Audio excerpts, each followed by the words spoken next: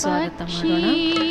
ಅವ್ಯಕ್ತ ಸ್ಥಿತಿಯ ಮುಖಾಂತರ ಅವ್ಯಕ್ತ ಮಿಲನವನ್ನು ಮಾಡುವಂತಹ ವಿಧಾನವನ್ನು ಆದರಣೀಯ ಸೂರಜ್ ಭಾಯ್ ಅವರು ಈಗ ನಮ್ಮೆಲ್ಲರಿಗೂ ಸಹ ತಿಳಿಸ್ತಾರೆ.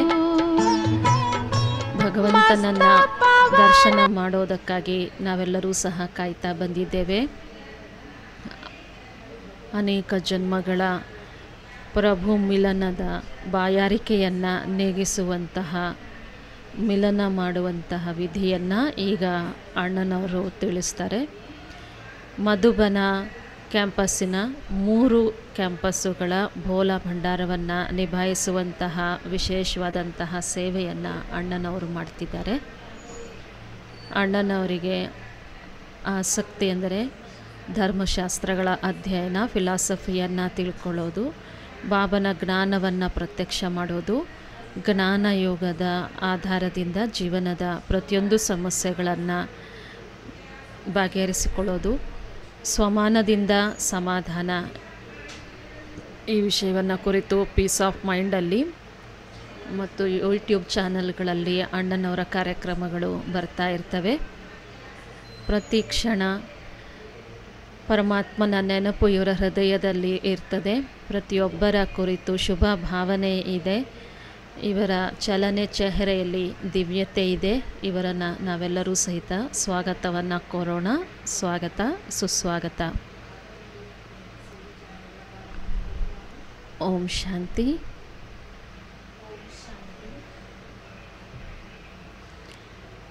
ಒಂದು ಬಹಳ ಸುಂದರವಾದ ಆಳವಾದ ವಿಷಯದ ಜೊತೆಗೆ ಆರಂಭ ಮಾಡೋಣ ಮತ್ತು ಅದರ ಅಭ್ಯಾಸವನ್ನು ಸಹ ಮಾಡೋಣ. ಈ ವಿಷಯದ ಕುರಿತು ಬಹಳ ಗಮನ ಕೊಡೋಣ. ಸಂಪೂರ್ಣ ಈ ಸಂಘಟನೆ ಒಂದು ವೇಳೆ ಒಂದೇ ಸ್ಥಿತಿಯಲ್ಲಿ ಸ್ಥಿತ ಆದರೆ 3 ನಿಮಿಷಕ್ಕಾಗಿ ಆದ್ರೂ ನಾವು ಇವತ್ತು 20,000 ಜನ ಕೂತಿದ್ದೀವಿ.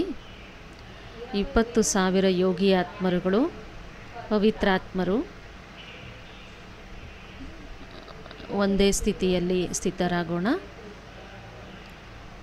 ಇದರಿಂದ ಇಡೀ ಪ್ರಪಂಚಕ್ಕೆ ಬಹಳ ಪವರ್ಫುಲ್ ಆದಂತಹ ವೈಬ್ರೇಷನ್ಸು ಬಹಳ ತೀವ್ರಗತಿಯಿಂದ ಹರಡ್ತವೆ.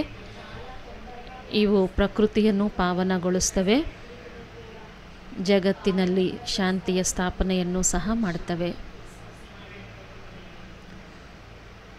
ನಾವೆಲ್ಲರೂ ಪ್ರಭು ಮಿಲನದ ಸುಖವನ್ನು ಪಡಿಬೇಕಾಗಿದೆ. ಆ ಸುಖವನ್ನು ಇಡೀ ಜಗತ್ತಿಗೆ ಕೊಡಬೇಕಾಗಿದೆ. ಈ ಸುಖವನ್ನು ಪಡೆಯೋದಕ್ಕಾಗಿ ನಾವು ನಮ್ಮ ಚಿತ್ತವನ್ನು ಶಾಂತ, ಏಕಾಗ್ರ ಮಾಡಿಕೊಳ್ಬೇಕಾಗುತ್ತೆ. ಚಿತ್ತವನ್ನು ಶಾಂತಗೊಳಿಸೋಣ. ನಿನ್ನೆ ಮೊನ್ನೆ ಮುರಳಿಗಳಲ್ಲಿನೂ ಸಹ ಬಂದಿದೆ. ಅಶರೀರಿ ಸ್ಥಿತಿಯ ಅಭ್ಯಾಸವನ್ನು ಮಾಡಿದವರಿಗೆ ಅವರು ಶೀತಲಾಗ್ತಾರೆ, ರಾಯಲ್ ಆಗ್ತಾರೆ, ಸುಖದಾಯಿಗಳಾಗ್ತಾರೆ. ನಾವೆಲ್ಲರೂ ಭಗವಂತನ ಮಕ್ಕಳು. ಈ ಮಾತನ್ನು ಬಹಳ ಆಳವಾಗಿ ಚಿಂತನೆ ಮಾಡೋಣ. ನಾವು ಭಗವಂತನ ಮಕ್ಕಳು ಅಂದಮೇಲೆ ನಾವು ಹೇಗಿರಬೇಕು? ಮೊದಲನೆಯದಂತೂ ಅಶರೀರಿ ಸ್ಥಿತಿಯ ಅಭ್ಯಾಸವನ್ನು, ಡ್ರಿಲ್ಲನ್ನು ಮಾಡೋಣ 1-2 ನಿಮಿಷ. ಇದರಿಂದ ಇಡೀ ವಿಶ್ವದಲ್ಲಿ ಶಾಂತಿಯ ವೈಬ್ರೇಷನ್ ಹರಡುತ್ತೆ.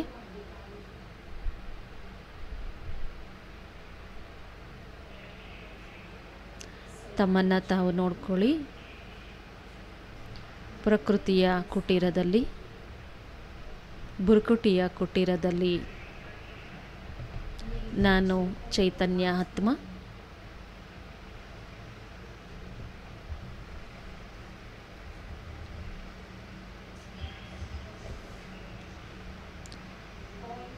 ನಾನು ಬಿಂದು ಸ್ವರೂಪ, ಬಹಳ ಶಕ್ತಿಶಾಲಿ.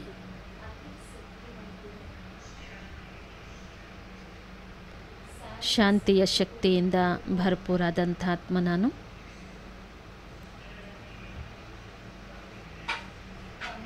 ತಮ್ಮ ಸ್ವರೂಪವನ್ನು ಅಂತರ್ಚಕ್ಷುವಿನಿಂದ ನೋಡ್ಕೊಳ್ಳಿ.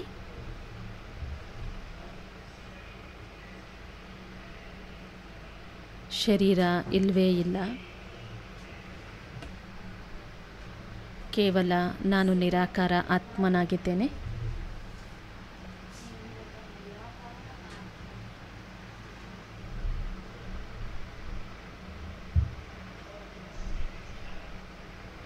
ಹಾಗೂ ನನ್ನಿಂದ 4 ಕಡೆ ಶಾಂತಿಯ ಬಹಳ ಶಕ್ತಿಶಾಲಿಯಾದಂತಹ ಕಿರಣಗಳು ಹರಡುತ್ತಾ ಇವೆ. ಈ ಹಾಲ್ನಿಂದ ಶಾಂತಿಯ ಕಿರಣಗಳು ಇಡೀ ವಿಶ್ವದಲ್ಲಿ ಹರಡುತ್ತಾ ಇವೆ.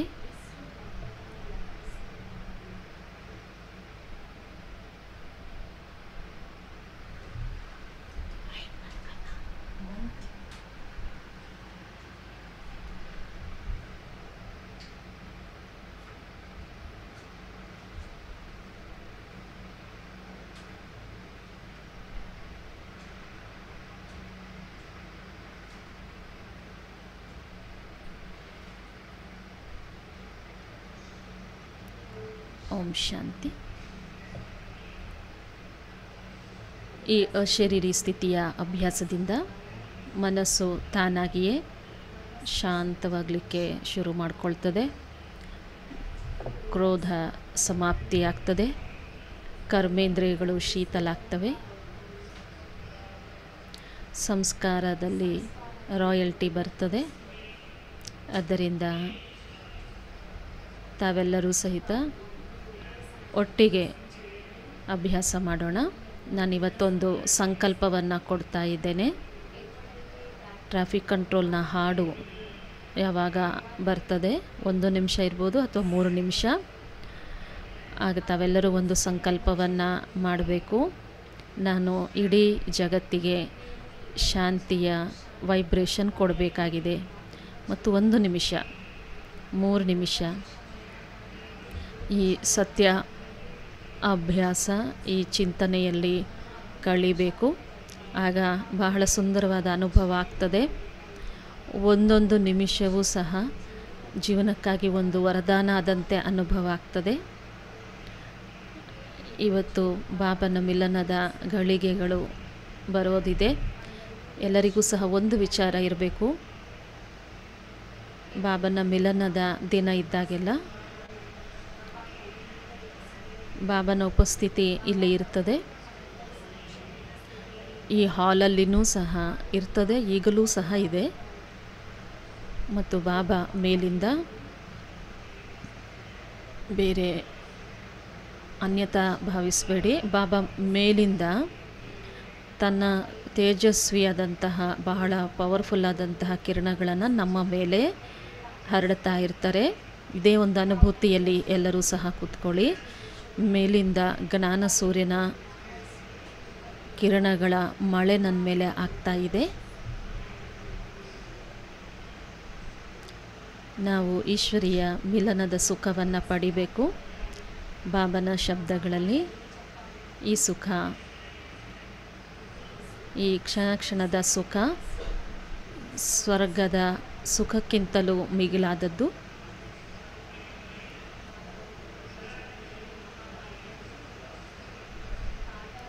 ತಕ್ಕಡಿಯ ಒಂದು ಕಡೆ ಇಡೀ ಸ್ವರ್ಗದ ಸುಖವನ್ನು ಇಟ್ಟರು, ಮತ್ತೊಂದು ಕಡೆ ಅತೀಂದ್ರಿಯ ಸುಖ ಇಟ್ಟರೆ ಅತೀಂದ್ರಿಯ ಸುಖದ್ದೇ ಭಾರ ಜಾಸ್ತಿ ಆಗ್ತದೆ. ಅತೀಂದ್ರಿಯ ಸುಖದ ಅಭ್ಯಾಸದಿಂದ ಯಾವಾಗ ಮನಸ್ಸು ಶಾಂತ ಆಗ್ತದೆ,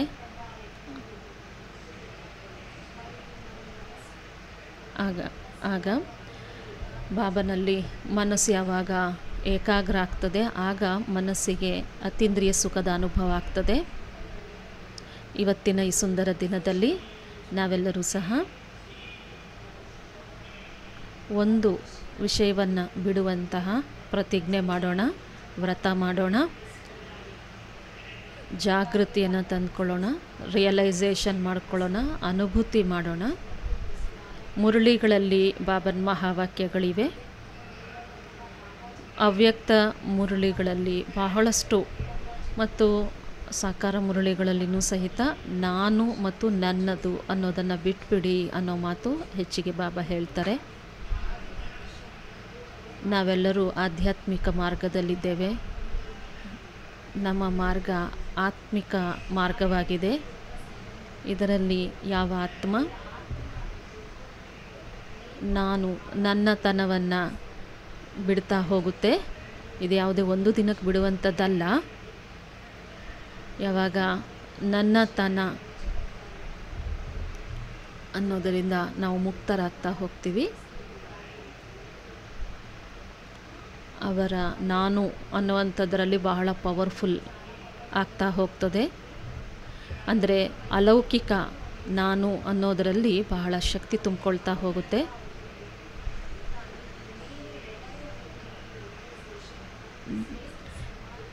ನಾನು ಎನ್ನುವ ರಿಯಲೈಸೇಷನ್ ಶ್ರೇಷ್ಠ ಅನುಭೂತಿಯಿಂದಲೇ ಆಗಲಿಕ್ಕೆ ಸಾಧ್ಯ.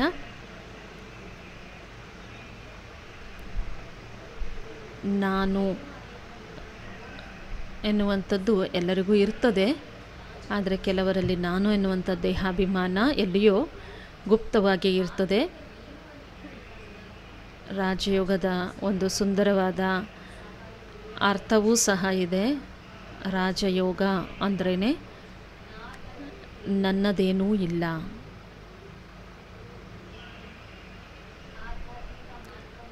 ಆತ್ಮಿಕ ಮಾರ್ಗದಂತೆ ನಡೆಯುವಂಥವರಿಗೆ ಇದು ಆಳವಾಗಿ ಚಿಂತನೆ ಮಾಡಬೇಕಾದಂತಹ ವಿಷಯವಾಗಿದೆ.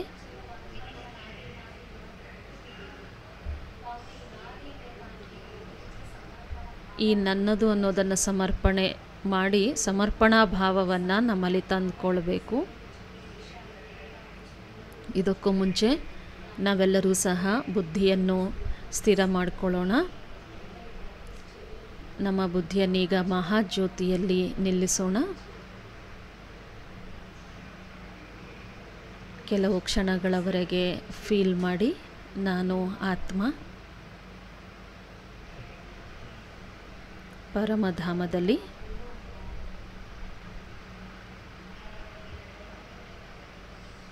ಬಾಬನಿಗೆ ಅತಿ ಸಮೀಪದಲ್ಲಿ.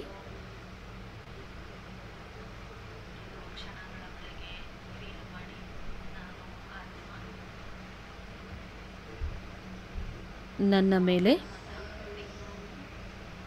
ಸರ್ವಶಕ್ತಿವಂತ ಜ್ಞಾನಸಾಗರ, ಜ್ಞಾನಸೂರ್ಯ, ಸೃಷ್ಟಿಯ ಮಧ್ಯದಲ್ಲಿ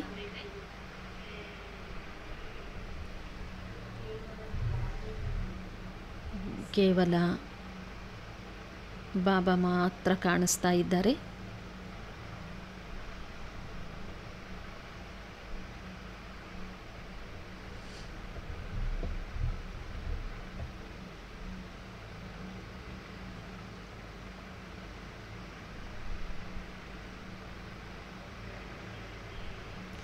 ಅವರ ದಿವ್ಯ ತೇಜಸ್ಸು ನಾಲ್ಕು ಕಡೆಯೂ ಹರಡಿದೆ.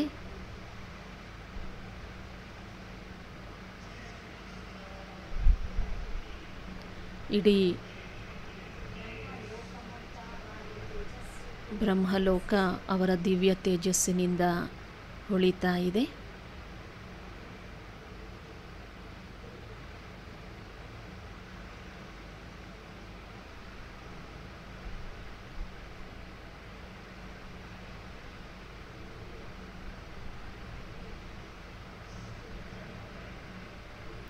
ಸಂಕಲ್ಪ ಮಾಡಿ,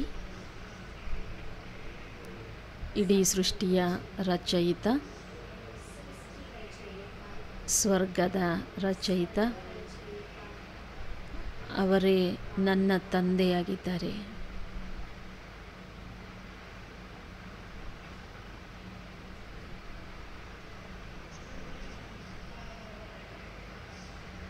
ಏನೆಲ್ಲವೂ ಜಗತ್ತಲ್ಲಿ ನನ್ನ ಬಳಿ ಇದೆ, ನಾನು ಇಲ್ಲಿಂದಲೇ ಪಡೆದಿದ್ದೇನೆ, ಇಲ್ಲಿಯೇ ಬಿಡಬೇಕಾಗಿದೆ. ಈಗ ನನಗಂತೂ ಅವರೊಬ್ಬರೇ ಆಗಿದ್ದಾರೆ. ಅವರನ್ನು ಪಡೆದ ನಂತರ ಅವರದ್ದೆಲ್ಲವೂ ನನ್ನದಾಗುತ್ತದೆ.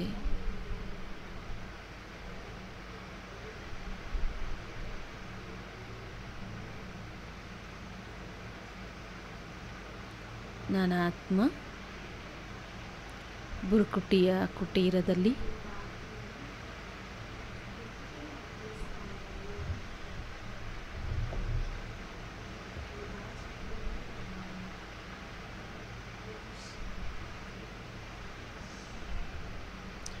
ಸಮರ್ಪಣಾ ಭಾವ,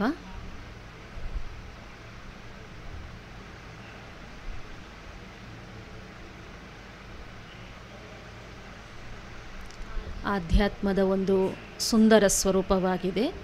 ನನ್ನದೇನೂ ಇಲ್ಲ ಅಂದಾಗಲೇ ಎಲ್ಲವೂ ನಿನ್ನದು. ಈ ಸಮರ್ಪಣಾ ಭಾವ ಬಹಳ ಗಮನ ಕೊಡಿ. ಸಾಕಾರ ರೂಪದಲ್ಲಿ ಬಹಳಷ್ಟು ಜನ ಸೋದರ ಸೋದರಿಯರು ಬಾಬನ ಕಾರ್ಯದಲ್ಲಿ ಸಮರ್ಪಣೆಯಾಗಿದ್ದಾರೆ. ಸಮರ್ಪಣೆ ಆದವರಿಗೆ ಬಹಳ ನಶೆ ಇರಬೇಕು. ಈ ಅಂತಿಮ ಜನ್ಮದಲ್ಲಿ ನಾವು ಭಗವಂತನ ಕಾರ್ಯಕ್ಕೆ ಉಪಯೋಗ ಆಗ್ತಾ ಇದ್ದೇವೆ. ನಮ್ಮ ಜನ್ಮ ಸಫಲ ಆಯಿತು. ನಾವು ಧನ್ಯ ಆದೆವು. ಭಗವಂತನ ಕಾರ್ಯದಲ್ಲಿ ಸರ್ವಸ್ವವನ್ನು ಸ್ವಾಹ ಮಾಡಿದ್ದೇವೆ. ನನ್ನದೇನೂ ಇಲ್ಲ. ಒಂದು ಚಿಂತನೆ ಮಾಡೋಣ. ಈ ರೀತಿಯ ಚಿಂತನೆಯನ್ನು ಪ್ರತಿನಿತ್ಯನೂ ಸಹ ಮಾಡೋಣ. ಸತ್ಯುಗದಿಂದ ನಾವು ಬಂದಿದ್ದೀವಿ.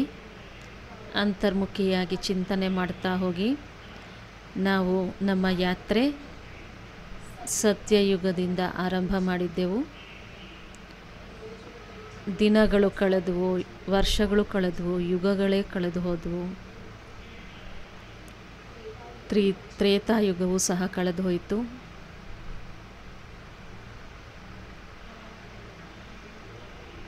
ದ್ವಾಪರ ಕಲಿಯುಗವೂ ಕಳೆದೋಯಿತು. 5,000 ವರ್ಷಗಳ ಅಂತ್ಯದಲ್ಲಿ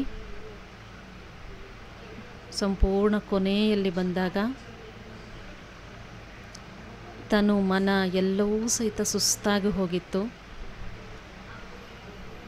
ಆಗ ಸ್ವಯಂ ಭಗವಂತನೇ ನಮ್ಮ ಜೊತೆಗಾರ ಆದರು, ನಮ್ಮ ಗುಡ್ ಫ್ರೆಂಡ್ ಆದರು.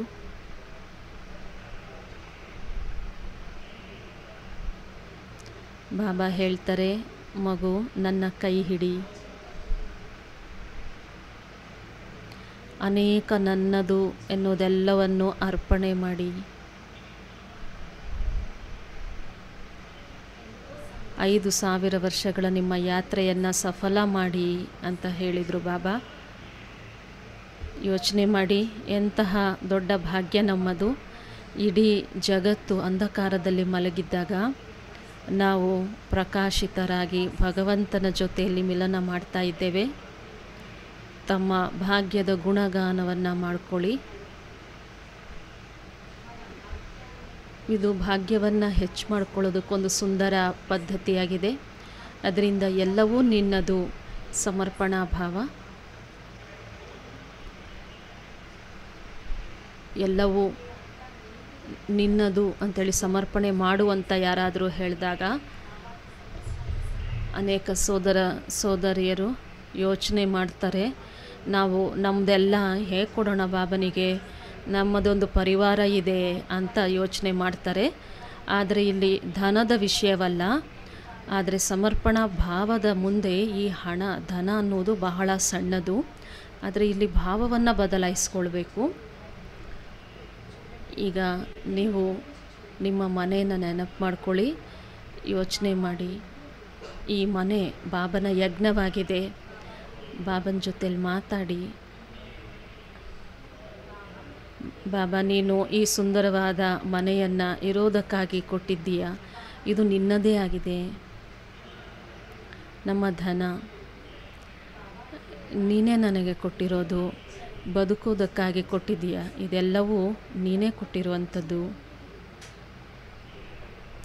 ನನ್ನ ತನು ಬಾಬಾ ನಿಮ್ಮ ಕೃಪೆಯಿಂದ ನನಗೆ ಪ್ರಾಪ್ತಿಯಾಗಿದೆ. ಇದು ಸಹ ನಿಮ್ಮದೇ. ಈ ಮನಸ್ಸು ಸಹ ನಿನ್ನದೇ, ಈ ಬುದ್ಧಿಯೂ ನಿನ್ನದೇ, ಈ ಪರಿವಾರವೆಲ್ಲ ನಿನ್ನದೇ. ಆ ಭಾವನೆಯನ್ನು ಇಟ್ಕೊಳ್ಳಿ. ಭಾವನೆ ಬಹಳ ದೊಡ್ಡ ವಿಷಯವಾಗಿದೆ. ಅನೇಕರು ಬಹಳಷ್ಟು ಎಲ್ಲವನ್ನೂ ಕೊಟ್ಟ ನಂತರವೂ ಸಹ ಒಂದು ವೇಳೆ ಭಾವನೆಯನ್ನು ಬದಲಾವಣೆ ಮಾಡಿಕೊಂಡಿಲ್ಲ ಅಂದರೆ, ಸೆಂಟರ್ ಕಟ್ಟುವುದರಲ್ಲಿ ಬಹಳಷ್ಟು ಧನ ಸಂಪತ್ತನ್ನು ಕೊಟ್ಟಿದ್ದಾರೆ ಅಂತ ಇಟ್ಕೊಳ್ಳಿ, ಆದರೆ ಮನಸ್ಸಿನಲ್ಲಿ ಮಾತ್ರ ನಾನು ಮಾಡಿಸಿರೋದು ಅನ್ನೋದು ಇತ್ತು ಅಂದರೆ ಅಲ್ಲಿ ಜಮಾ ಖಾತೆ ಬಹಳ ಕಡಿಮೆ ಆಗ್ತದೆ. ಆದ್ದರಿಂದ ಸಮರ್ಪಣಾ ಭಾವವೇ ಸಂಪೂರ್ಣತೆಯಾಗಿದೆ. ಶ್ರೇಷ್ಠ ಚಿಂತನಧಾರಿಗಳಿಗೆ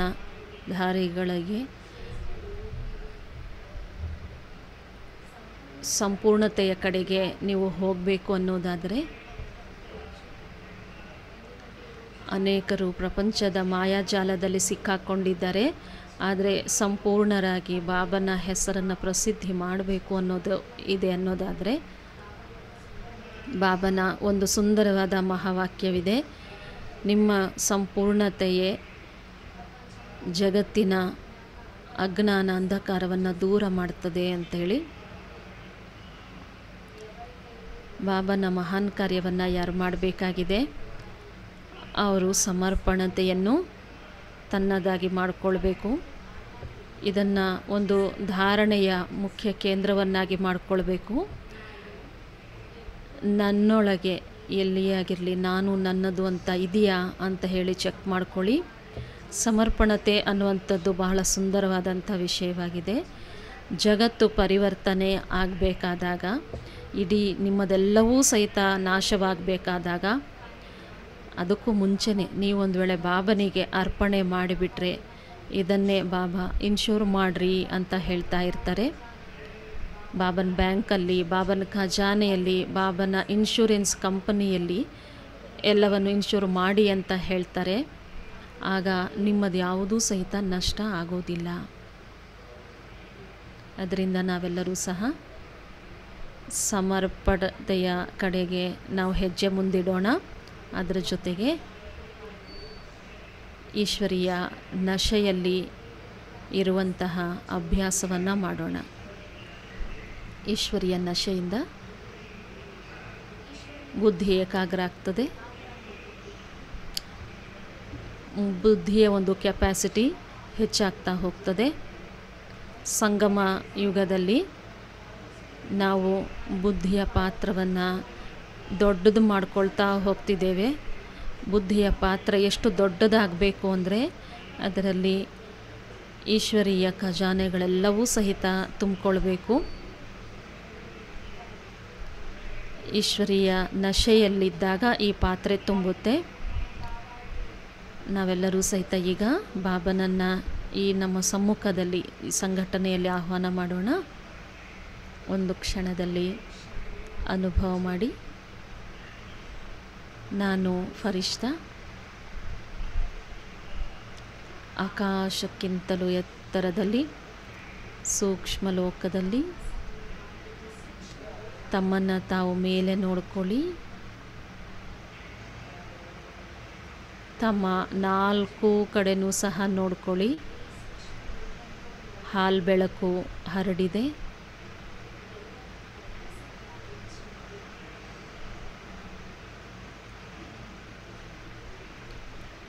ಒಂದೇ ಸಮಯದಲ್ಲಿ ಅನೇಕ ಹುಣ್ಣಿಮೆಯ ದಿನ ಬಂದಿದೆ ಅನ್ನುವಂತೆ ಅನುಭವ ಮಾಡಿ.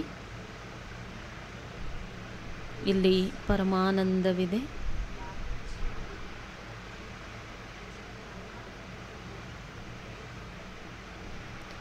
ಇದು ಫರಿಷ್ಠಗಳ ಪ್ರಪಂಚವಾಗಿದೆ. ಬಾಪ್ ದಾದಾರವರ ಕರ್ಮ ಮಾಡುವ ದಿವ್ಯ ಸ್ಥಾನವಾಗಿದೆ. ಭಗವಂತನ ಕರ್ಮಕ್ಷೇತ್ರವಾಗಿದೆ. ಸಮ್ಮುಖದಲ್ಲಿ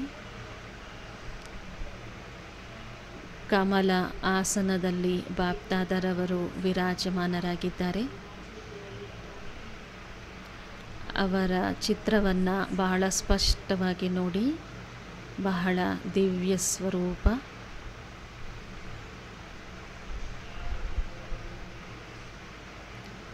ನಾಲ್ಕು ಕಡೆಯೂ ಬಹಳ ತೇಜಸ್ವಿಯಾದಂತಹ ಮುಖಮಂಡಲವಿದೆ.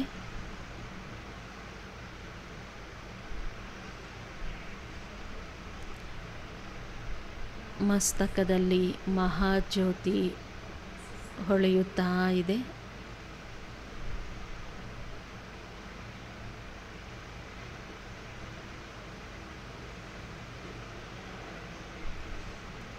ಬಾಬಾ ನನಗೆ ದೃಷ್ಟಿ ಕೊಡ್ತಾ ಇದ್ದಾರೆ.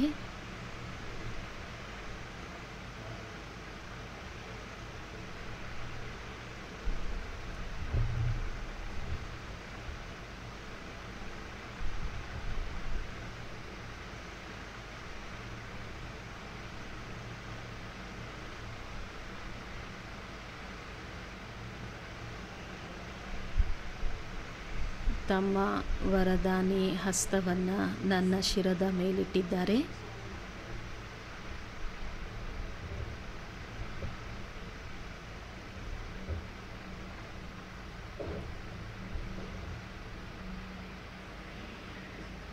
ಇವರು ಅವರೇ ಆಗಿದ್ದಾರೆ. ಚಿಂತನೆ ಮಾಡಿ, ನನ್ನ ಸಮ್ಮುಖದಲ್ಲಿ ಅವರೇ ಇದ್ದಾರೆ. ನಾವು ಇವರನ್ನು ಅನೇಕ ಯುಗಗಳಿಂದ ಹುಡುಕುತ್ತಾ ಇದ್ದೆವು. ಇವರು ಅವರೇ ಆಗಿದ್ದಾರೆ. ಇವರ ದರ್ಶನವನ್ನು ಮಾಡೋದಕ್ಕಾಗಿ ಇವರನ್ನು ನೋಡಲು ಅನೇಕ ಯುಗಗಳಿಂದ ಬಾಯಾರಿದ್ದೆ. ಈಗ ಅವರ ದಿವ್ಯ ಚಿತ್ರವನ್ನು ಮನದುಂಬಿ ನೋಡಿ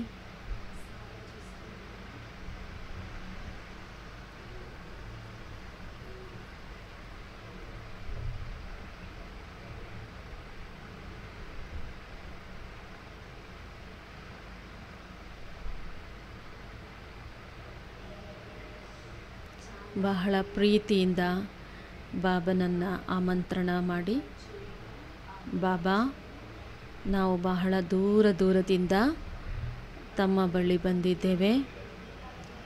ತಾವು ಸಹ ತಮ್ಮ ಧಾಮವನ್ನು ಬಿಟ್ಟು ಕೆಳಗೆ ಬನ್ನಿ.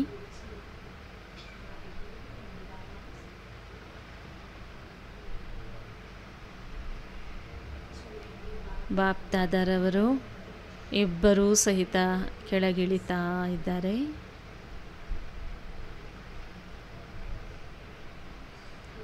ನಮ್ಮ ಸಮ್ಮುಖದಲ್ಲಿ ಬಂದರು. ಪುನಃ ನಾವು ಬಾಬನ ಸಮ್ಮುಖದಲ್ಲಿ ಅನುಭವ ಮಾಡೋಣ. ಬಾಬನ ಕೈ ಶಿರದ ಮೇಲೆ,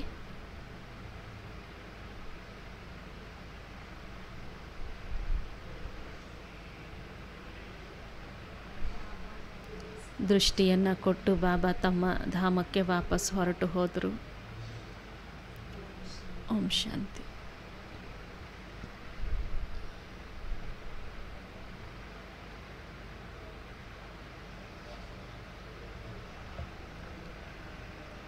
ಬಾಬನ ಜೊತೆಯಲ್ಲಿ ನಮಗೆ ಬಹಳ ಆಳವಾದ ಸಂಬಂಧವಿದೆ. ನಮಗೆ ಅಧಿಕಾರ ಇದೆ ಒಂದು ಮಾತು ಹೇಳಲಿಕ್ಕೆ. ಭಗವಂತ ನಮ್ಮವನು ಅಂತ ಹೇಳ್ಕೊಳ್ಳಿಕ್ಕೆ ನಮಗೀಗ ಅಧಿಕಾರ ಇದೆ. ಅವನದ್ದು ಸರ್ವಸ್ವವೂ ಈಗ ನಮ್ಮದು. ಬಹಳ ಸುಂದರವಾದಂತಹ ಅನುಭೂತಿ ಇದು. ಸಂಪೂರ್ಣ ಈ ಅಲೌಕಿಕ ಜೀವನದಲ್ಲಿ ಭಗವಂತನ ಮೇಲೆ ನನ್ನ ಅಧಿಕಾರವಿದೆ. ಅಧಿಕಾರದಿಂದ ಅವನನ್ನು ನಾವು ಆಹ್ವಾನ ಮಾಡ್ತೀವಿ. ಅಧಿಕಾರದಿಂದ ಅವರಿಂದ ಸಹಯೋಗ ಕೇಳ್ತೀವಿ. ಅಧಿಕಾರದಿಂದಲೇ ಅವರಿಂದ ವರದಾನವು ಪ್ರಾಪ್ತಿ ಮಾಡ್ಕೊಳ್ತೀವಿ. ಈಗ ಟ್ರಾಫಿಕ್ ಕಂಟ್ರೋಲ್ ಹಾಡು ಬರ್ತದೆ. ನಾವೆಲ್ಲರೂ ಸಹ ಪವಿತ್ರತೆಯ ಶಕ್ತಿಯ ಒಂದು ವರದಾನವನ್ನು ಇಡೀ ಜಗತ್ತಿಗೆ ಕೊಡೋಣ. ಎಲ್ಲರೂ ಸಹ ಸ್ಥಿತರಾಗಿ ಇಡೀ ಗ್ಲೋಬಿನ ಮೇಲೆ, ವಿಶ್ವದ ಗ್ಲೋಬಿನ ಮೇಲೆ ಕೂತಿದ್ದೇನೆ. ನಾನು ವಿಶ್ವದ ಮಾಲೀಕನಾಗಿ ಕೂತಿದ್ದೇನೆ. ನಾನು ಪವಿತ್ರತೆಯ ಫರಿಷ್ಠ.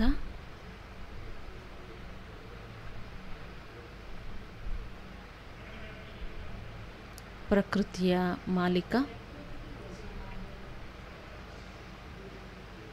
ಬಾಬನಿಂದ ಪವಿತ್ರತೆಯ ಸಾಗರನಿಂದ ಪವಿತ್ರತೆಯ ಸ್ವರ್ಣಿಮ ಕಿರಣಗಳು ನನ್ನ ಮೇಲೆ ಬೀಳ್ತಾ ಇವೆ ಮತ್ತು 4 ಕಡೆನೂ ಸಹ ಹರಡುತ್ತಾ ಇವೆ.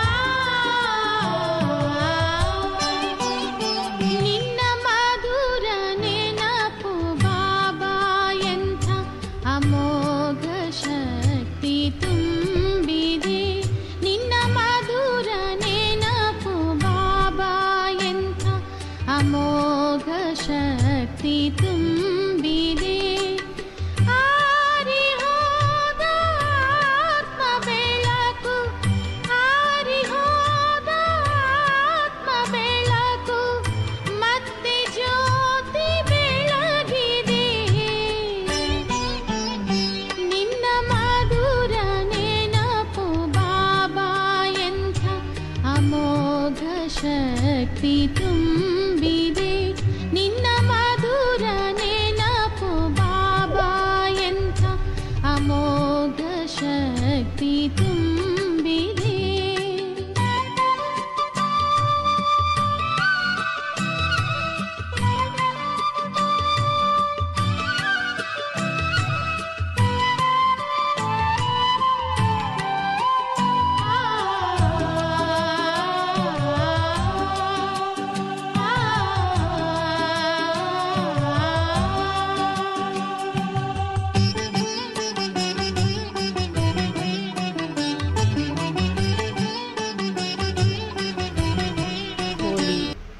ಹಬ್ಬದ ಸಂದರ್ಭದಲ್ಲಿ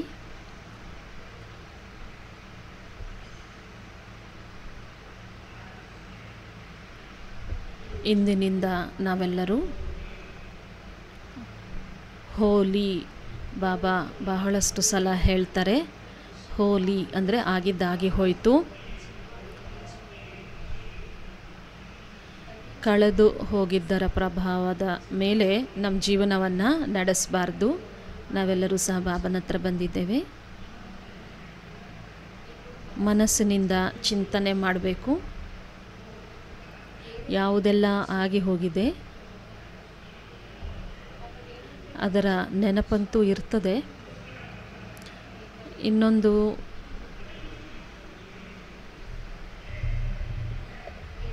ಭಾಳ ದೊಡ್ಡ ವಿಷಯ ಏನಾದರೂ ಆಯಿತು ಅಂದರೆ ಅದರ ಪ್ರಭಾವ ಮನಸ್ಸಿನ ಮೇಲೆ ಆಗುವಂಥದ್ದು.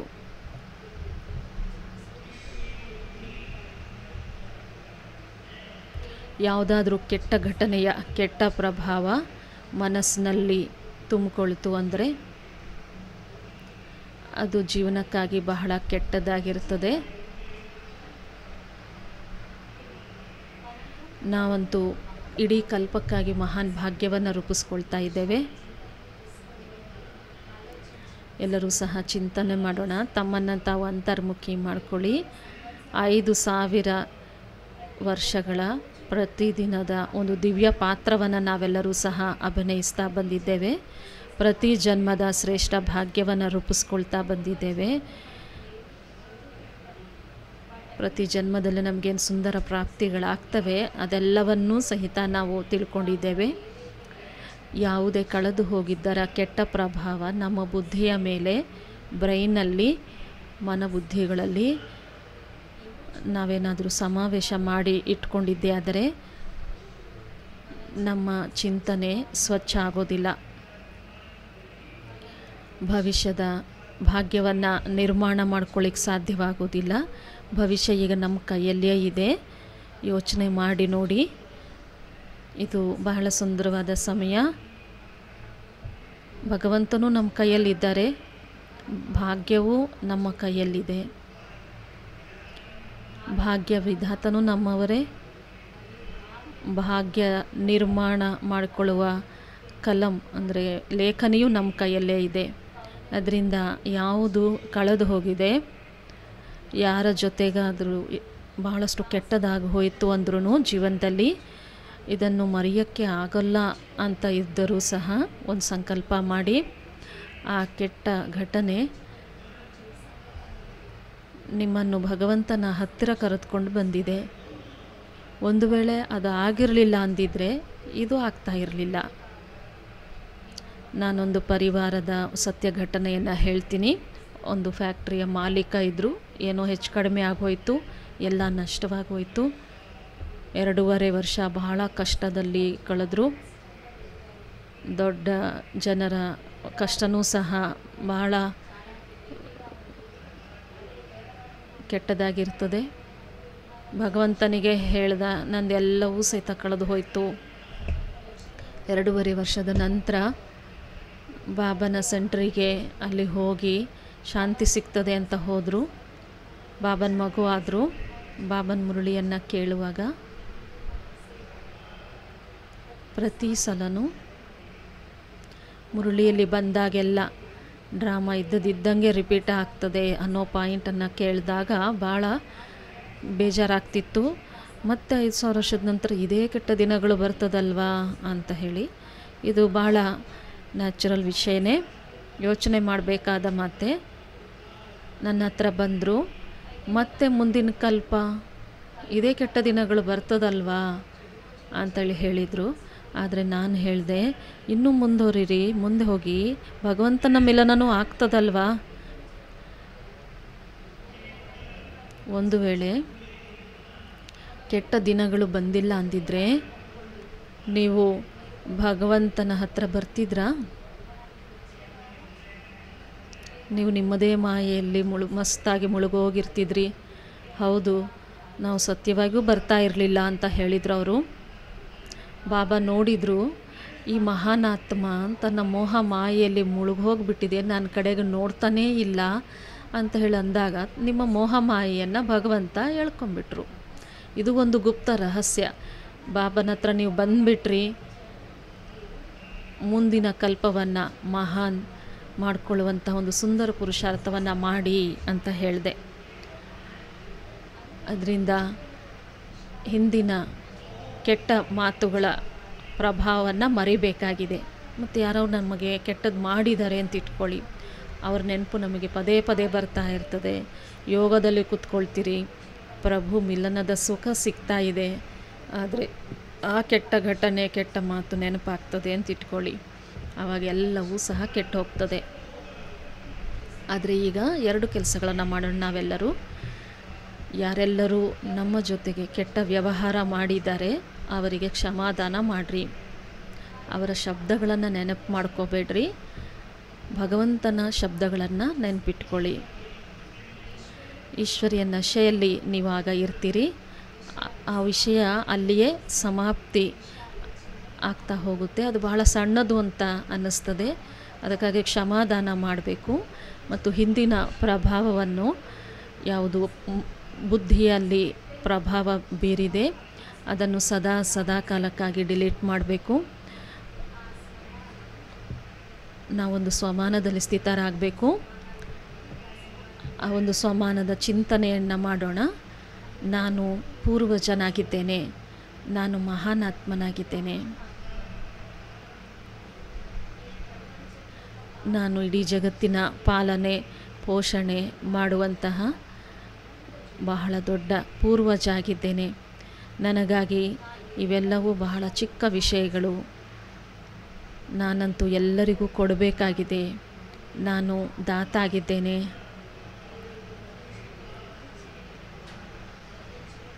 ಯಾವುದು ಕಳೆದು ಹೋಗಿದೆ,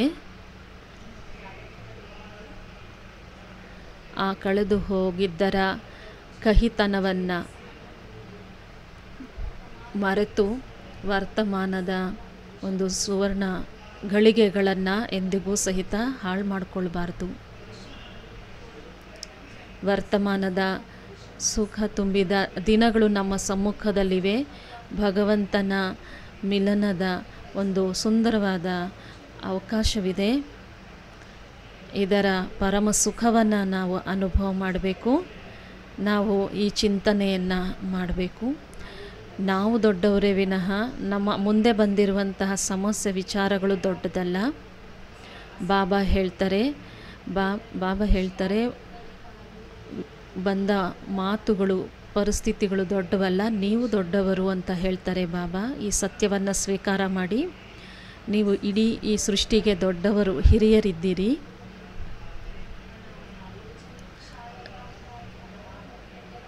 ನಮ್ಮ ದೃಷ್ಟಿಕೋನವೂ ದೊಡ್ಡದು, ನಮ್ಮ ಭಾವನೆಗಳು ದೊಡ್ಡದು, ಕೊಡುವಂತಹ ಭಾವ ಅದು ದೊಡ್ಡದು. ಈ ಸುಂದರ ಪ್ರಾಕ್ಟೀಸನ್ನು ನಾವು ಮತ್ತೊಮ್ಮೆ ಮಾಡೋಣ. ನಾನು ಪೂರ್ವಜನಾಗಿದ್ದೇನೆ. ಕಲ್ಪವೃಕ್ಷದ ಬುಡದಲ್ಲಿ ಎಲ್ಲರೂ 20,000 ಸೋದರ ಸೋದರಿಯರು, ಅಷ್ಟೇ ಅಲ್ಲದೆ ಹೊರಗಡೆನೂ ಸಹ ಲಕ್ಷಾಂತರ ಎಲ್ಲ ಸೋದರ ಸೋದರಿಯರು ಕೇಳ್ತಾ ಇದ್ದೀರಿ. ಕಲ್ಪವೃಕ್ಷ ನನ್ನ ಶಿರದ ಮೇಲಿದೆ ಅಂತ ಅನುಭವ ಮಾಡಿ. ನಾನು ಪೂರ್ವಜ, ಪೂಜ್ಯ,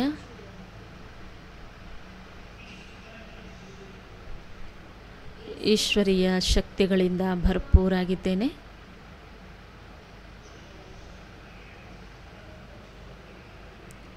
ಯಾವ ಶಕ್ತಿಗಳು ಸರ್ವಶಕ್ತಿವಂತನಲ್ಲಿವೆ ಅವುಗಳನ್ನು ಬಾಬಾ ನನಗೆ ಕೊಟ್ಟಿದ್ದಾರೆ. ನಾನು ಈಗ ಅವರ ಶಕ್ತಿಗಳಲ್ಲಿ ಭರ್ಪೂರಾಗಿದ್ದೇನೆ.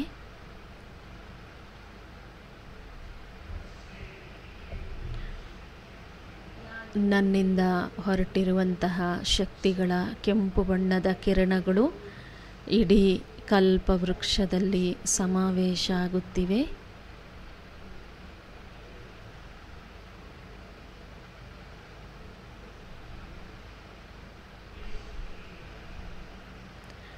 ವಿಶ್ವದ ಪ್ರತಿಯೊಂದು ಆತ್ಮಕ್ಕೂ ಶಕ್ತಿಗಳ ದಾನ ಸಿಗುತ್ತಿದೆ.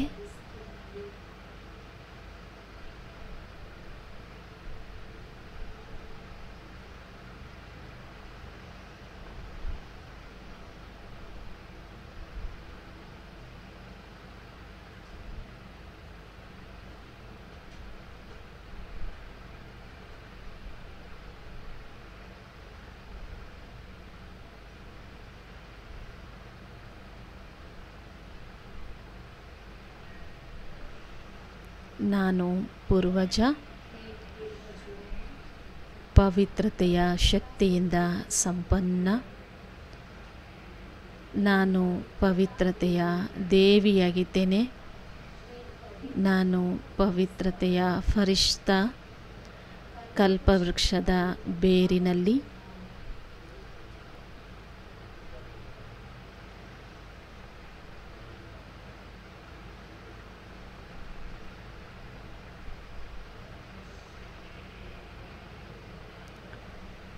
ನನ್ನಿಂದ ಹೊರಟಿರುವ ಪವಿತ್ರತೆಯ ಸ್ವರ್ಣಿಮ ಕಿರಣಗಳು ಇಡೀ ಕಲ್ಪವೃಕ್ಷದಲ್ಲಿ ಹರಡುತ್ತಾ ಇವೆ.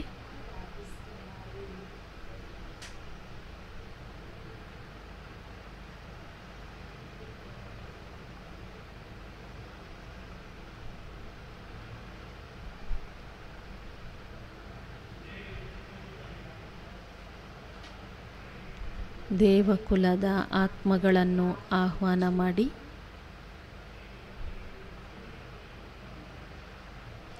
ಹೇ ದೇವಕುಲದ ಪವಿತ್ರ ಆತ್ಮರೇ, ನಿಮ್ಮ ಪರಮಪಿತ ನಿಮ್ಮನ್ನು ಪುನಃ ದೇವತೆಗಳನ್ನಾಗಿ ಮಾಡಲು ಬಂದಿದ್ದಾರೆ. ನೀವು ಸಹ ಬಂದುಬಿಡಿ.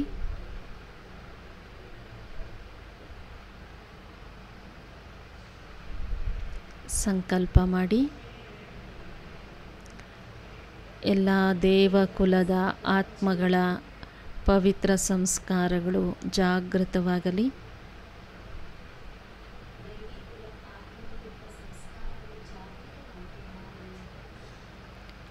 ಓಂ ಶಾಂತಿ. ನಮ್ಮ ಈ ರೀತಿಯ ಪವರ್ಫುಲ್ ವೈಬ್ರೇಷನ್ಸ್ 4 ಕಡೆನೂ ಸಹಿತ ಹರಡಬೇಕು. ಪ್ರತಿದಿನ ಸ್ವಲ್ಪ ಸ್ವಲ್ಪ ಸಮಯ ಮಾಡಿದ್ರೂ ಸಹ ಇಡೀ ವಿಶ್ವದ ಬಹಳ ದೊಡ್ಡ ಸೇವೆ ಆಗ್ತದೆ. ನಮ್ಮ ಸ್ವಮಾನ ದಿನದಿಂದ ದಿನಕ್ಕೆ ಶ್ರೇಷ್ಠ ಆಗ್ತಾ ಹೋಗ್ತದೆ. ಆಗ ಸಮಸ್ಯೆಗಳು ಬಹಳ ಚಿಕ್ಕದನ್ನಿಸ್ತದೆ. ಒಂದು ವೇಳೆ ಸ್ಥಿತಿ ಚಿಕ್ಕದಾಯಿತು ಅಂತಂದರೆ, ದುರ್ಬಲ ಆಯಿತು ಅಂದರೆ ಆವಾಗ ಚಿಕ್ಕ ಸಮಸ್ಯೆಗಳು ದೊಡ್ಡದನ್ನಿಸ್ತದೆ. ಅದರಿಂದ ಪೂರ್ವಜ ಸ್ಥಿತಿಯಲ್ಲಿ ನಾವು ಸ್ಥಿತರಾದರೆ ದೊಡ್ಡ ವಿಷಯನೂ ಸಹಿತ ಚಿಕ್ಕದಾಗ್ತದೆ. ವಿಘ್ನಗಳಿಗೆ ನಾವೆಂದಿಗೂ ಸಹಿತ ಹೆದರಬಾರ್ದು. ಯಜ್ಞದಲ್ಲಿ ವಿಘ್ನಗಳಂತೂ ಬರೋದೇ. ಇತ್ತೀಚೆಗೆ ಅಂತೂ ನಮ್ಮವರೇ ವಿಘ್ನಗಳನ್ನು ಹೆಚ್ಚು ಹಾಕ್ತಿದ್ದಾರೆ. ಆದರೆ ಒಂದು ಮಾತು ನೆನಪಿಟ್ಕೊಳ್ಬೇಕು, ಇದು ಈಶ್ವರೀಯ ಕಾರ್ಯ. ಯಾವುದೇ ವಿಘ್ನಕ್ಕೆ ಇದು ತಡೆಯುವಂಥದ್ದು, ನಿಲ್ಲುವಂಥದ್ದಲ್ಲ. ಏಕೆಂದರೆ ಇಲ್ಲಿ ಸರ್ವಶಕ್ತಿವಂತ ಇದ್ದಾರೆ. ನಿಮಗೆಲ್ಲರಿಗೂ ಸಹ ಗೊತ್ತಿದೆ ಇಡೀ ವಿಶ್ವ ಇದನ್ನು ತಡೆಯುವಂತಹ ಪ್ರಯತ್ನ ಮಾಡಲಿ, ಆದರೂ ಅವರೆಲ್ಲರೂ ಅಸಫಲ ಆಗುವಂಥವರೇ. ಏಕೆಂದರೆ ನಮ್ಮ ಜೊತೆ ಪರಮಾತ್ಮನ ಶಕ್ತಿ ಇದೆ, ಇದು ಅವನದ್ದೇ ಕಾರ್ಯವಾಗಿದೆ. ಅದರಿಂದ ಸಣ್ಣ ಪುಟ್ಟ ವಿಘ್ನಗಳಿಗೆ ಎಂದಿಗೂ ಸಹಿತ ಯಾರೂ ಹೆದರಬಾರದು. ಯಾವಾಗಲೂ ನೆನಪಿಟ್ಕೊಳ್ಬೇಕು, ವಿಘ್ನ ನಮ್ಮನ್ನು ಪವರ್ಫುಲ್ ಮಾಡ್ತದೆ. ನಾನು 2 ಮಾತನ್ನು ನೆನಪಿಟ್ಕೊಂಡಿದ್ದೇನೆ. ವಿಘ್ನ ನಮ್ಮನ್ನು ಮುಂದುವರಿಸ್ತವೆ. ವಿಘ್ನ ನಮ್ಮ ಮಲಗಿರುವಂತಹ ವಿವೇಕವನ್ನು ಜಾಗೃತ ಮಾಡ್ತದೆ. ಆದ್ದರಿಂದ ವ್ಯಕ್ತಿಗತ ಜೀವನದಲ್ಲಿಯೂ ಸಹ ಪರಿವಾರದಲ್ಲಿಯೂ ವಿಘ್ನಗಳಂತೂ ಬಂದೇ ಬರ್ತವೆ. ನಾವೆಲ್ಲರೀಗ ಕಲಿಯುಗದ ಅಂತ್ಯದಲ್ಲಿದ್ದೇವೆ. ಇವುಗಳಿಗೆ ನಾವು ಹೆದರ್ಕೊಳ್ಳದೆ ನಮ್ಮ ಶಕ್ತಿಗಳನ್ನು ಹೆಚ್ಚು ಮಾಡಿಕೊಳ್ಬೇಕು. ಹನುಮಂತನಿಗಾಗಿಯೂ ಸಹ ಹೇಳ್ತಾರಲ್ವ, ತನ್ನ ಆಕಾರವನ್ನು ದೊಡ್ಡದು ಮಾಡಿಕೊಂಡ, ಮತ್ತೊಂದು ಸಮಯಕ್ಕೆ ಅವನು ಭಾಳ ಚಿಕ್ಕದಾಗ್ಬಿಟ್ಟ ಅಂತ ಹೇಳ್ತಾರಲ್ವ. ಆದರೆ ಅನೇಕರು ಒಂದು ತಪ್ಪನ್ನು ಮಾಡ್ತಾರೆ. ವಿಘ್ನ ಬಂತು ಅಂದರೆ ಬೆಳಗ್ಗೆ ಮಲಗಿಬಿಡ್ತಾರೆ. ಅಮೃತ ವೇಳೆಯಲ್ಲಿ ಮುರುಳಿ ಕೇಳೋಕ್ಕೆ ಬರಲ್ಲ. ಇದು ಬಹಳ ದೊಡ್ಡ ತಪ್ಪಾಗಿದೆ. ಆದರೆ ಇದರಿಂದ ಈಶ್ವರನ ಜೊತೆ ಸಿಗುತ್ತೆ. ಆದರೆ ಇದು ತಪ್ಪಿಸ್ಕೊಂಡಂಗೆ ಆಗ್ತದೆ. ಮಾತೇರು ಹೇಳ್ತಾ ಇರ್ತಾರೆ,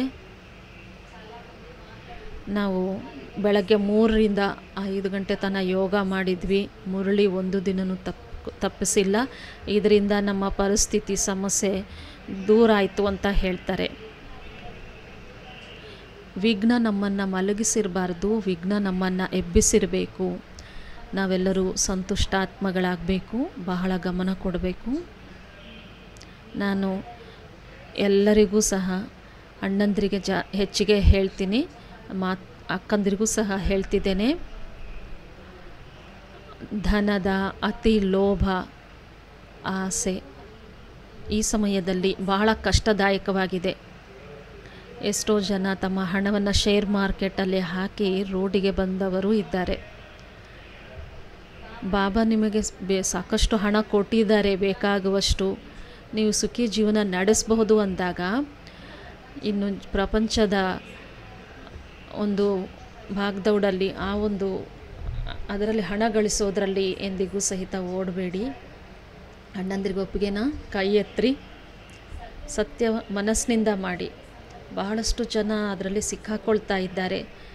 ಲೋನ್ ಯಾರಿಗೋ ಸಾಲದಲ್ಲಿ ಹಣವನ್ನು ಕೊಡ್ತೀರಿ, ಆದರೆ ಅವರು ಕೊಡಲ್ಲ ವಾಪಸ್ಸು. ಈ ರೀತಿಯ ವ್ಯರ್ಥದ ಆಸೆಗಳನ್ನು ಸಮಾಪ್ತಿ ಮಾಡಿರಿ. ತಮ್ಮ ಇಚ್ಛೆಗಳನ್ನೆಲ್ಲ ಕಡಿಮೆ ಮಾಡಿಕೊಳ್ಳಿ. ಇಚ್ಛೆಗಳು ಎಂಡ್ಲೆಸ್ ಆಗಿವೆ, ಅವಕ್ಕೆ ಕೊನೆ ಅನ್ನುವಂಥದ್ದಿಲ್ಲ. ಇಚ್ಛೆಗಳು ನಿಮ್ಮನ್ನು ಕುಣಿಸ್ತಾ ಇರ್ತವೆ. ಇದರಿಂದ ಪರಮಾತ್ಮನ ಸುಖಗಳಿಂದ ನಿಮ್ಮನ್ನು ದೂರ ಮಾಡ್ತವೆ. ಹೇಗೆ ಸಮರ್ಪಣತೆ ನಮ್ಮ ಸಂತುಷ್ಟತೆಯನ್ನು ಸಮೀಪ ತರ್ತದೆ, ಆ ರೀತಿಯಲ್ಲಿ ಸಂತುಷ್ಟತೆಯೇ ಸಮರ್ಪಣತೆಯಾಗಿದೆ. ಸಂಪನ್ನತೆಯಿಂದ ಸಂಪೂರ್ಣತೆ, ಸಂತುಷ್ಟತೆಯಿಂದ ಸಂಪೂರ್ಣತೆ. ಇದು ಬಹಳ ಸುಂದರವಾದ ಧಾರಣೆಯಾಗಿದೆ. ನಾವು ನಮ್ಮನ್ನು ಸಂತುಷ್ಟ ಆತ್ಮರನ್ನಾಗಿ ಮಾಡಿಕೊಳ್ಬೇಕು. ಈ ಸಮಯದಲ್ಲಿ ಸಂಗಮ ಯುಗದಲ್ಲಿ ಮನಸ್ಸನ್ನು ಅಲದಾಡಿಸಬಾರದು. ಎಲ್ಲಿಯೇ ಆಗಿರಲಿ, ಅದು ಸ್ಥಾನಮಾನದ ಹಿಂದೆ ಆಗಿರ್ಬೋದು, ಪ್ರಾಪಂಚಿಕ ಇಚ್ಛೆಗಳ ಹಿಂದೆ ಆಗಿರ್ಬೋದು. ಹಣ ಅಂತೂ ಎಲ್ಲರಿಗೂ ಬೇಕು. ನಾವು ಹಣವನ್ನು ಹೆಚ್ಚು ಮಾಡ್ಕೋಬೇಡಿ ಅಂತ ಹೇಳ್ತಾ ಇಲ್ಲ. ಆದರೆ ಈ ಸಮಯದಲ್ಲಿ ನೀವು ಅದರ ಬೆನ್ನತ್ಕೊಂಡು ಹೋಗಿ ಈಶ್ವರೀಯ ಧನವನ್ನು ಸಂಪಾದಿಸೋದಕ್ಕೆ ಆಗದೇ ಇರುವಂಥ ಪರಿಸ್ಥಿತಿ ತಂದುಕೊಳ್ಬೇಡಿ. ಈಗ ಸಂತುಷ್ಟ ಆತ್ಮಗಳಾಗಬೇಕಾಗಿದೆ.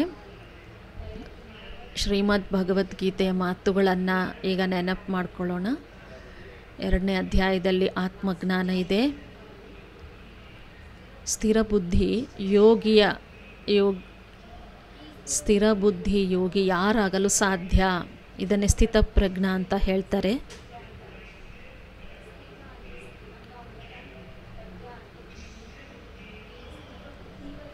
ಸ್ಥಿರ ಬುದ್ಧಿ ಯಾರಾಗಬಲ್ಲರು?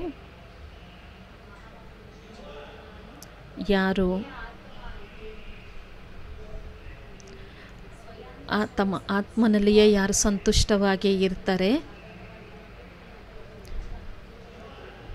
ಯಾವ ಆತ್ಮನಲ್ಲಿಯೇ ಸಂತುಷ್ಟವಾಗಿರ್ತಾರೆ ಅವರೇ ಸ್ಥಿರಪ್ರಜ್ಞರಾಗಿರ್ತಾರೆ. ಆತ್ಮನಲ್ಲಿಯೇ ಸಂತುಷ್ಟವಾಗಿರೋದು ಅರ್ಥಾತ್ ನಾವು ಯಾವಾಗ ಆತ್ಮಿಕ ಸ್ವರೂಪದಲ್ಲಿ ಸ್ಥಿತರಾಗಿರ್ತೀವಿ, ಯಾವಾಗ ನಾವು ಈಶ್ವರೀಯ ಖಜಾನೆಯಿಂದ ಆತ್ಮನನ್ನು ತುಂಬಿಕೊಳ್ತೀವಿ, ಪ್ರಾಪಂಚಿಕ ಸುಖ ನಮಗೆ ಸಾಕಷ್ಟಿದೆ ಅಂತ ಅನುಭವ ಆಗಲಿಕ್ಕೆ ಶುರುವಾಗ್ತದೆ. ಆಗ ಭಾಳ ಸಂತುಷ್ಟವಾಗಿರಲಿಕ್ಕೆ ಸಾಧ್ಯ ಆಗ್ತದೆ. ಸಂತೋಷವೇ ಪರಮಧನ ಆಗಿಬಿಡ್ತದೆ. ಆ ಸಂತೋಷ, ಆ ಸಂತುಷ್ಟತೆ ಬುದ್ಧಿಯನ್ನು ಸ್ಥಿರ ಮಾಡ್ತದೆ. ಅದರಿಂದ ಬಹಳಷ್ಟು ಸುಖ ಇದೆ ಬುದ್ಧಿಯ ಸ್ಥಿರತೆಯಲ್ಲಿ. ಸಂಗಮ ಯುಗದ ಸಂತುಷ್ಟತೆಯಲ್ಲಿ ಬಹಳ ಸ್ಥಿರತೆ ಇದೆ. ಯಾವ ಮನುಷ್ಯಾತ್ಮ ಭಗವಂತನನ್ನು ಪಡೆದ ನಂತರನೂ ಸಂತುಷ್ಟವಾಗಿಲ್ಲ. ತಮ್ಮೊಂದಿಗೆ ತಾವೇ ಮಾತಾಡ್ಕೊಳ್ಳಿ. ಒಂದು ವೇಳೆ ನಾನು ಭಗವಂತನನ್ನು ಪಡೆದ ನಂತರನೂ ಸಹಿತ ಸಂತುಷ್ಟ ಆಗಿಲ್ಲ ಅಂದರೆ ಪ್ರಪಂಚದ ಯಾವುದಾದರೂ ಸ್ಥೂಲ ವಸ್ತು ನನ್ನನ್ನು ಸಂತುಷ್ಟ ಮಾಡಲು ಸಾಧ್ಯವೇ? ಯೋಚನೆ ಮಾಡಿ. ಒಂದು ವೇಳೆ ಈ ಪ್ರಪಂಚದಿಂದ ಅಸಂತೋಷವನ್ನು ತೆಗೆದುಕೊಂಡು ನಾವು ಹೋದರೆ ನಮ್ಮ ಗತಿ ಏನಾಗ್ಬೋದು? ನಾನು ನಿಮಗೊಂದು ಸಂಕಲ್ಪವನ್ನು ಕೊಟ್ಟೆ. ಮುಂದಿನ ಕಲ್ಪದ ಪ್ರತಿ ಜನ್ಮದ ಪ್ರತಿ ದಿನದ ಭಾಗ್ಯವನ್ನು ನಾವಿಲ್ಲಿ ರೂಪಿಸ್ಕೊಳ್ತಾ ಇದ್ದೇವೆ. ಹೇಗೆ ಬಾಬಾ ನಮಗೆ ಹೇಳಿದರು, ಪ್ರಪಂಚದವರು ಹೇಳ್ತಾರೆ ಖಾಲಿ ಕೈಯಲ್ಲಿ ಹೋಗ್ತಾರೆ ಎಲ್ಲರೂ ಅಂತ ಹೇಳ್ತಾರೆ. ಆದರೆ ನಾವು ತುಂಬಿದ ಕೈಯಲ್ಲಿ ಹೋಗುವಂಥವರಾಗಿದ್ದೇವೆ. ಇಲ್ಲಿ ಕೂತ್ಕೊಂಡು ಎಲ್ಲರೂ ಸಹಿತ ಒಂದು ಸಂಕಲ್ಪ ಮಾಡೋಣ.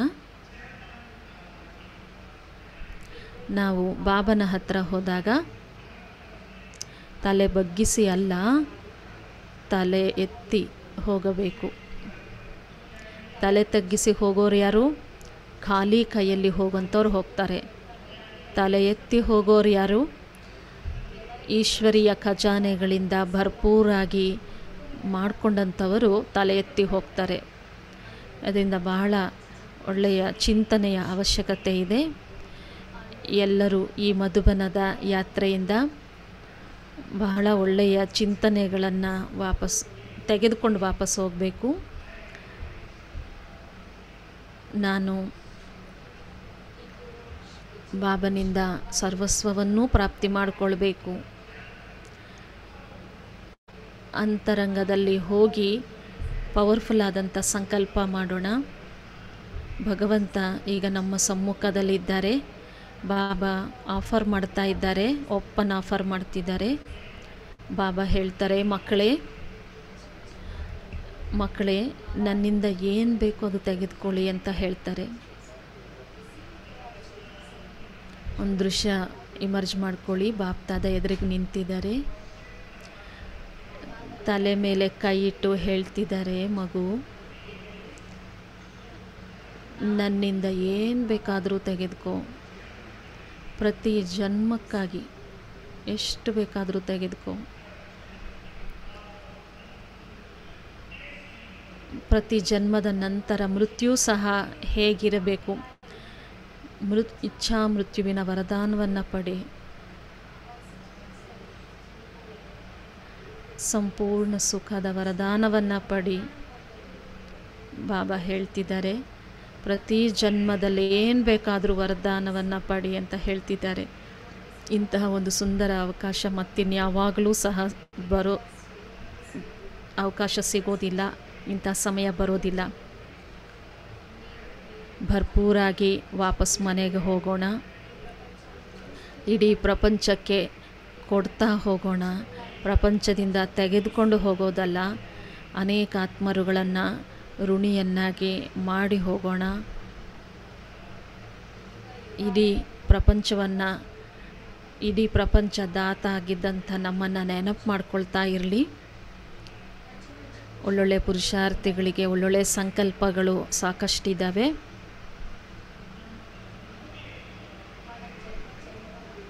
ನಾವು ನಮ್ಮವರ ಉಪಯೋಗಕ್ಕೆ ಆದರೂ ಬರಬೇಕು, ನಾವು ಭಗವಂತನಕ್ಕೆ ಉಪಯೋಗ ಆಗಬೇಕು. ಈಗ ಗುಲ್ಜಾರ್ ದಾದಿಯವರ ದಿನವೂ ಸಹ ಬರ್ತಾ ಇದೆ. ನಾನು ಮಹಾನಾತ್ಮನಿಗೆ, ನಾವೆಲ್ಲರೂ ಸಹ ಆ ಮಹಾನಾತ್ಮನಿಗೆ ಹೃದಯಪೂರ್ವಕವಾಗಿ ಅಭಿನಂದನೆಗಳನ್ನು ಸಲ್ಲಿಸೋಣ. ಅವರು 50 ವರ್ಷಗಳಿಗಿಂತಲೂ ಹೆಚ್ಚು ಸರ್ವಶಕ್ತಿವಂತನನ್ನು ತಮ್ಮ ದೇಹದಲ್ಲಿ ಸಮಾವೇಶ ಮಾಡಿಸ್ಕೊಂಡು ನಮ್ಮೆಲ್ಲರಿಗೆ ಮಿಲನ ಮಾಡಿಸಿದ್ದಾರೆ. ಬಾಬನ್ ಮಿಲನ ಅವರ ದಿನ ಬರ್ತಾ ಇದೆ. ಅವರನ್ನು ಹೃದಯಪೂರ್ವಕವಾಗಿ ಧನ್ಯವಾದಗಳನ್ನು ಅರ್ಪಿಸೋಣ. ಇದು ಒಂದೇ ಆತ್ಮ, ಇವರು ಒಂದೇ ಆತ್ಮ ವತನದಿಂದ ನಮ್ಮೆಲ್ಲರಿಗೂ ಪಾಲನೆ ಮಾಡ್ತಾ ಇದೆ ಆತ್ಮ. ಯಾವುದೇ ಸಮಸ್ಯೆ ನಿಮ್ಮ ಹತ್ರ ಇದ್ದರೆ ಸೂಕ್ಷ್ಮ ವತನದಲ್ಲಿ ಬಾಪ್ದಾದರವರ ಜೊತೆಗೆ ಗುಲ್ಜಾರ್ ದಾದಿ ಅವರನ್ನು ಇಮರ್ಜ್ ಮಾಡಿಕೊಂಡು ನಿಮ್ಮ ಸಮಸ್ಯೆಯನ್ನು ಹೇಳಿ ಅದಕ್ಕೆ ಪರಿಹಾರ ಸಿಗ್ತದೆ. ಈಗ ಎಲ್ಲರೂ ಸಹ ನಾವು ಪರಮಧಾಮಕ್ಕೆ ಹೋಗೋಣ.